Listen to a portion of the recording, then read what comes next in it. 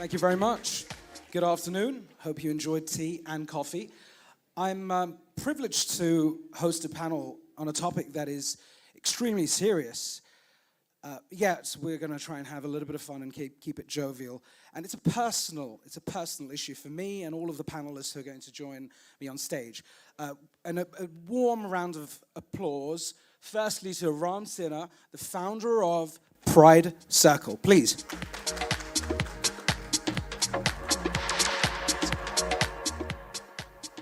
Srini Ramaswamy, the second founder of Pride Circle.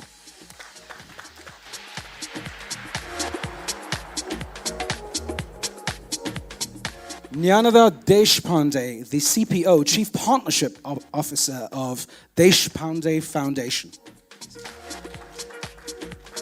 And finally, the powerhouse, Suki Fuller, the head of TLA Women in Tech and Black Women in Tech. If you wouldn't mind just having a seat there, that'd be great. Or we move along a little bit. Cheers. It's about diversity here. Okay, so I want to start the panel. Suki, welcome. Jnanada, Srini, and Ram. We've got a lot to get through. We only have 25 minutes, and it's a little bit unfair to spend 25 minutes talking about the economics of diversity and inclusion. Of course, it's a huge subject. We could have multiple PhDs on this. But I'd like to first start with the personal aspects of diversity. You know, we all sit here with our own stories, our own narratives. And I'd like to start with Suki first. So for you, Suki, what is diversity and inclusion? What does it really mean to you? The personal aspects of it, the why, very quickly, if I may. I don't know if I'd say there's an exact why. I mean, I always think of it, you're born, you excrete throughout life, and you die. That's, everybody on this planet has that in common. Every living thing has that in common. So for me, just the whole D&I or diversity inclusion is just about being human. It's human first, and all the other things are just subsectors of being human. It's beautiful. Being human. Jnanada, for you. Well, thank you for putting up this panel together, and thanks for including me. For me, there are two levels, and I think this is such a profound answer that I will give a little bit more personal story to why this particular issue is important. I'm a sociologist by training, so you definitely study all the intersectional identities. Yeah. In the context, in the larger context of socio-political, economical context in which those identities actually interact. But my interest in this space started with two prongs, and one was the in-between word of equity was very close to my own kind of inquiry. And I thought that many a times we think our identities as barriers that prohibit us from accessing something. And the whole journey was all about, can that be a powerhouse by owning up that identity? And the same identity which initially we thought is a limiting constraint can become actually a force that will propel me further. And the entire struggle and the rebel and the personal journey was always about negotiating that space. And so it's very close to my heart on a personal level, various stories, but also as an academic inquiry, this topic kept becoming more and more relevant over the period of time. Yeah, of course. So the complexity of identity, which we'll come to momentarily, and there is an academic aspect to diversity. There's a lot of, there are numbers out there, economic stats, there's data suggesting that diversity is great for society, it's great for business, and this is about the economics of diversity and inclusion. And we will come to that. Srini, for you, what is your why? I mean, you run Pride Circles, so tell us about why you're in this game, and of course your partner here is a core part of that too. Yeah, thank you for having me. I think that's, for me to work in this space has been absolutely personal. And just sort of taking a moment, from being from southern India, I've grown up in North India. So within the country, I've seen a great divide in terms of, your your cultures, your spoken language, how you look, your skin tone, come from a business class family to a service class family. So I've seen those as I was growing up. And I often wondered as to why the people who would come from various backgrounds would operate differently, you know. And for me, I soon realized that, I really need to invest time in knowing people. And Suki's point about end of the day, we are all human beings. I think that was my first sort of understanding about, hey, there are so many people coming from various backgrounds of religion, ethnicity, race, and all of this are so beautifully overlapped within us, that was the first understanding about, diversity, that, it's about the mix of people. Inclusion for me, that how do you have this mix work together and be valued and welcomed, and, people bring their authentic selves. Yeah, absolutely.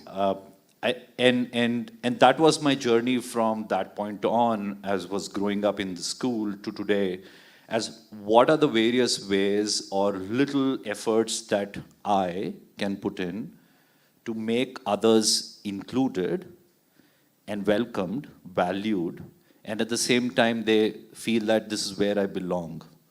I think that has been my little effort in building my personal journey, as well as what we do at Pride Circle today. Yeah, it's lovely. Ram. I think what Suki said was amazing, that we all are effectively the same. We are born human and we die human, but in between, navigating this complex mess of a world that we have made for ourselves, that is where D&I matters so much. Think of it as a game, and your body is a suit. What gender, what skin color, what physical abilities you have sets systemic barriers and opens doors to you. So the real world limits your access to opportunities. We have talked about capabilities, that how it is so important to be capable, but whether despite having capabilities, are you given that opportunity, right? That is what D&I is all about. How do we really build a world which is kinder, which is more human, which has similar access for everyone, right? If I navigate this world as a male, it's different versus I'm navigating this as a transgender woman, right? Versus I'm navigating this as a black person who is also a person with disability. So I think the idea of D&I, diversity is here to stay. We are all different, and thank God we are different. Otherwise, it'll be such a painful world to live in, right? For sure, absolutely. I mean, our focus today really is the workplace, because this is such a huge topic. And when you think about tech and the workplace, diversity is a core part of this strategy. I don't think it's no longer just the morally right thing to do. It is, in fact, a survival strategy, right? It is the route to sustainable growth. Well, we believe that, of course, and there are many skeptics too. So let's talk about the two very important things I'd like to cover in the next 15 or 20 minutes, if we can. The first is this dynamic of India. We sit here in India today, in Bengaluru, and we have amongst us people who are experiencing diversity in so many different ways. In fact, right from here to there, okay? And we all have our own personal stories. Now, I'd like to start with Ram, if that's okay. And you are at the epicenter of this setup, Pride Circle, okay? And we have a sense of why you're doing it, because you've talked about your why. Tell us about, of course, with an India context, tell us about what you think is actually working well with D&I in the workplace. What are you proud of? And just one example of a bright spot. And I'll come to the dark side in a moment, but for now, it's all positive and bright.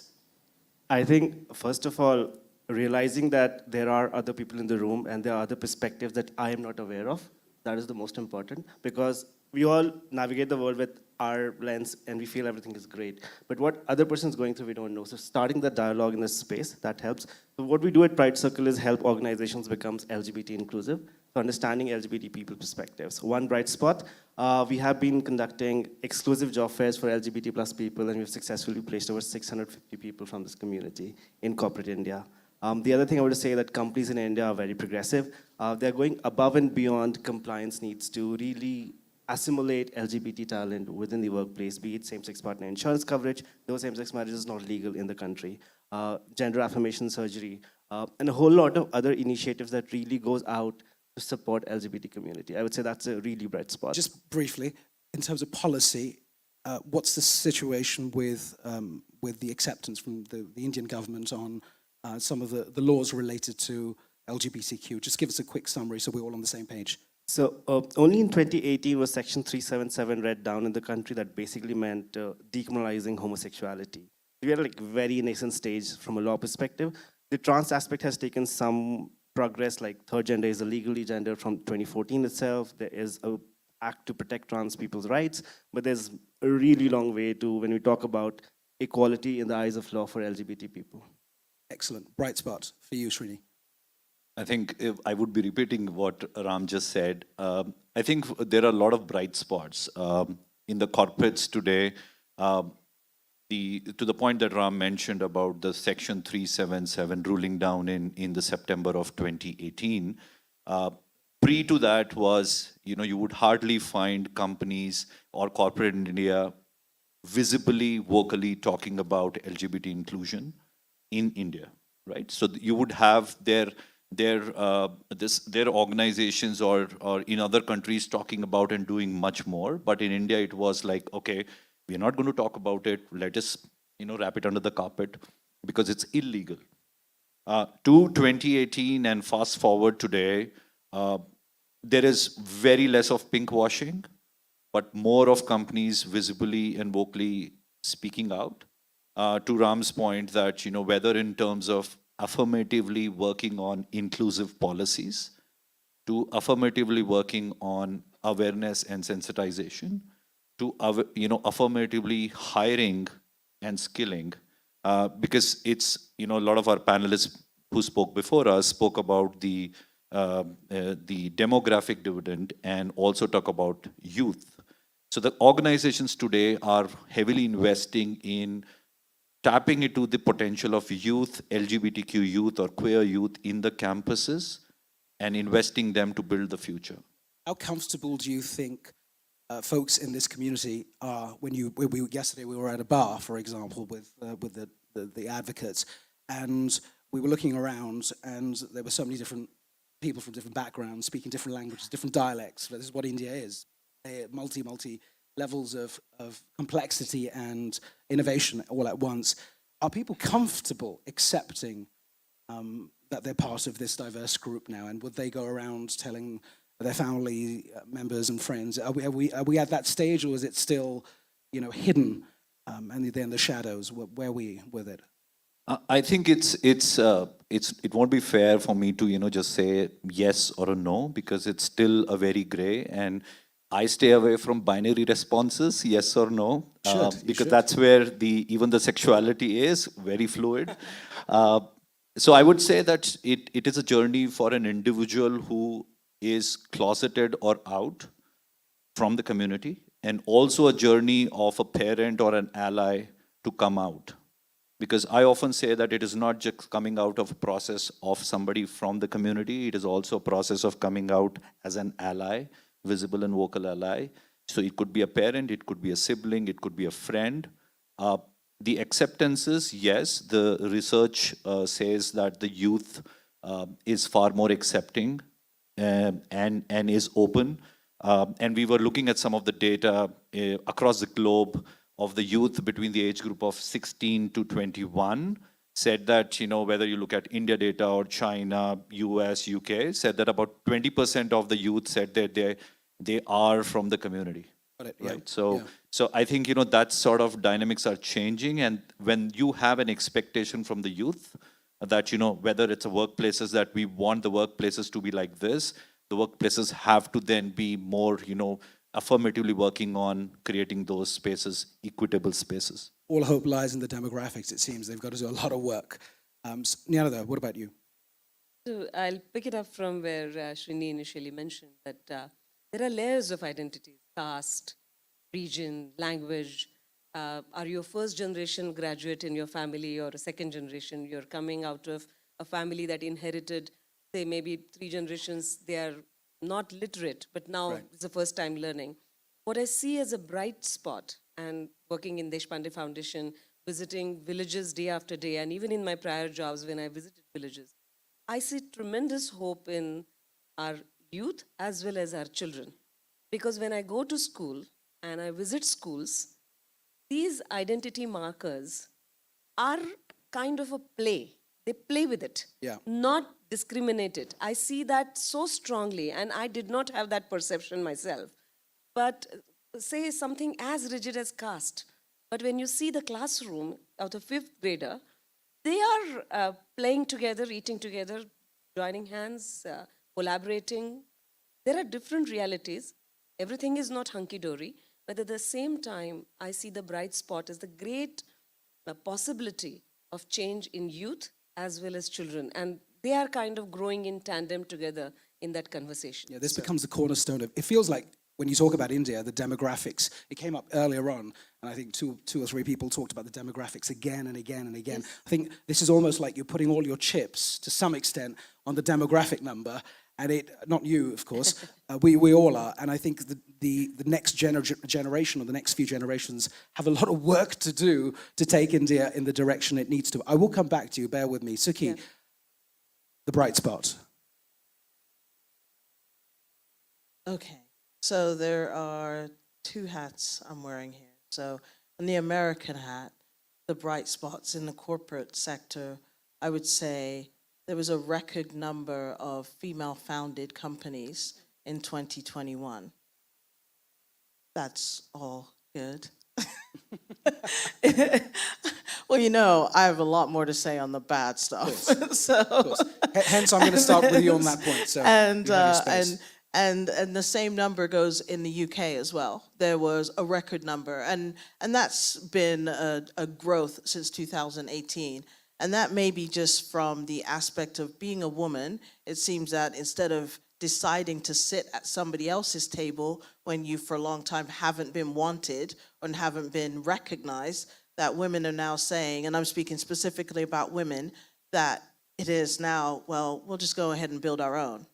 Yeah, Because we brilliant. are half of the world's population, so why are we going to sit around and wait when we know that we can do this as well as the other half of the population? Yeah, that drive and allyship actually translates and Across the transcends board. through all of this. Yeah, it's definitely one of the key areas that I see that's positive, is that more women are stepping up and saying, well, guess what? I'm going to go talk to this male ally. I'm going to go have friends Yeah. that are LGBTQ. I'm going to work with the people that want to work with me as a woman Yeah. and make it happen. And then conversely, I'll start on the negative because I know Before you're you going to do, go before you that do, question, right? before you do, absolutely, you're going to come first. I just want to say, because you're involved in connections, you're building bridges, you are bringing like-minded people together to create this collective. The multiplier effects are coming from unification, right? So one of the things I just wanted to raise there, it's incredible work, and this is the East-West cross-pollination. The work that we're doing, of course, I'm familiar with it, is so powerful, and I think Suki probably needs to come through now into Tech India advocates and the various people here, where there should be the synergy where we're all, in a manner collectively trying to drive this agenda, because this is a global opportunity and a challenge. So let's talk about challenges now, sort of the darker side of it. Hopefully I'm okay with time, and please stand up and wave 5. Okay, great. 5. We've got 5 minutes, so we're going to do this rapid fire. What do you feel really distressed about? What's really upsetting you, like the dark stuff? Just try and give me one. Okay, I'll be really fast. Despite the record amount of companies that have been founded by females, the number overall of how much money is being given to female-founded companies is dismal. It's around 3%, which has dropped from the high of 4% 3 years ago, pre-pandemic. And the number, when it looks good on paper, when you're looking at, say, PitchBook, is somewhere around 2.3 billion, and it's like, whoa, that's a lot of money. But when you look at the overall stat, it's around 280 billion that has gone to companies founded overall. So you look at that number, then you break that down to the different segments. Black women are getting even less. Asian women are getting even less. If you are in another category of being LGBTQ, even less. So the fact is, it's really great overall that there is a lot of money being raised, being given to startups, even scale-ups. I mean, it's great, but when you look at the actual breakdown, the demographics, it's still a drop in the bucket for people that are not in that quote unquote majority segment. Yeah. Brilliant. There's a lot of work that needs to be done. Just to give you another stat, so that 280 billion feels like a huge number in terms of investment, but this is a figure that is so distressing. Only 8 billion has gone into diversity and inclusion related programs to date in global companies. Only 8 billion. Like the IT budget is at 1.5% of total revenue, between 1.5% and 4%. That's way more in a multi-billion-dollar company than the total amount of money in D&I. So there is hope. But at this point, the outcomes and the results are dismal, right? Right, Nyanada. So one of the major challenges that I feel, and the dark spot, is like we talked in India about the digital divide, but there is a major and massive understanding divide. And just the sheer understanding of the depth of the problem, and that gets exacerbated when those who are in power and the powerful voices do not recognize that it is in also their interest to become an ally. So these two challenges, and the divide is such that it can't be bridged without compassion, without ethical mindset, without having an enthusiasm or initiative to bridge it, and we are still trying to patch that gap. So there is hope, but there is an absolute divide that really needs, and corporate India really has a role to play because they become role models very quickly.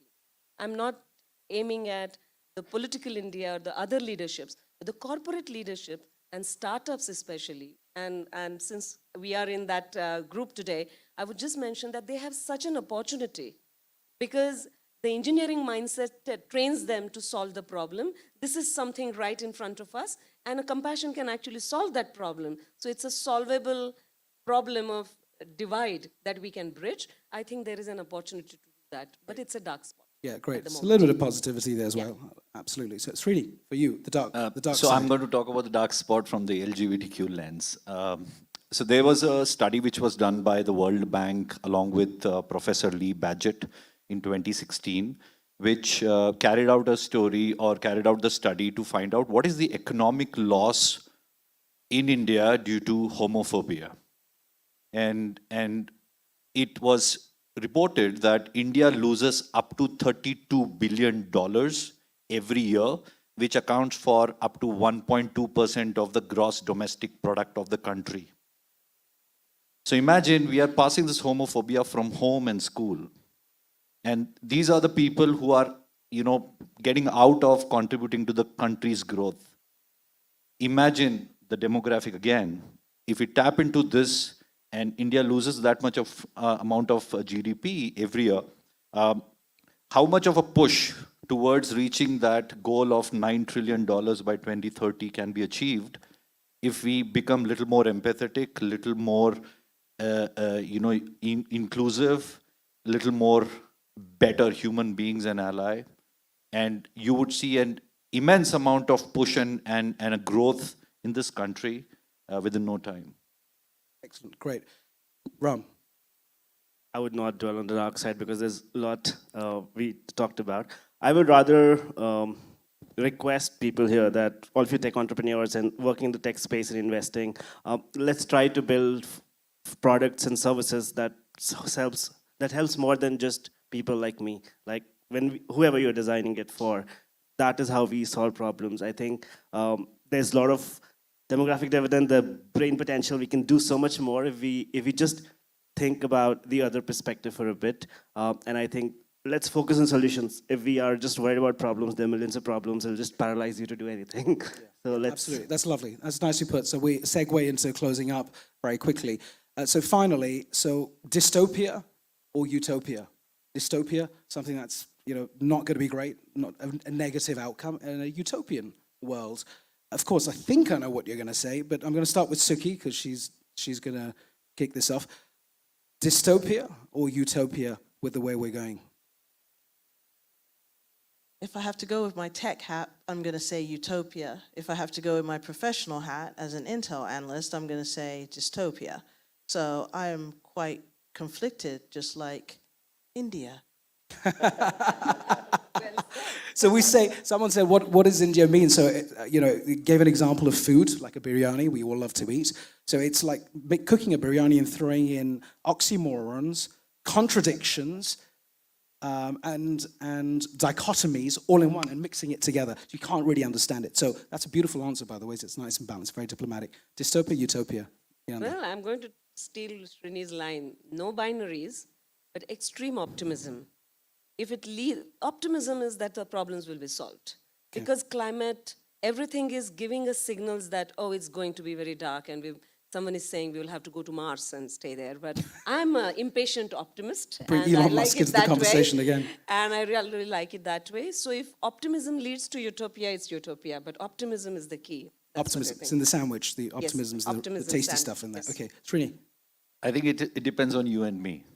If we want to exclude the minorities, you know the answer. If we want to be truly inclusive, you know the answer. So it's the hat that we wear when we sit behind the computer and code. Are we building those, platforms and tools which are going to be biased and is designed in such a way that we keep the minorities out? Then you know where we are headed. Beautiful. Ram, we end on you. I think if you look at the numbers of climate challenge, mental health issues, and all of that, it looks very dystopian. But I would be a pragmatic and optimistic person. Say, let's push for utopia. Beautiful, lovely. Look, there's so much we need to discuss, but I'm absolutely honored to have this esteemed panel here. A round of applause for Suki Phillip, please. A really, really compelling round of applause. Nyanada Deshpande. Srini Ramaswamy. And of course, Ram Sinha. Thank you very much. Hope you enjoy the next panel, and over to my co-hosts.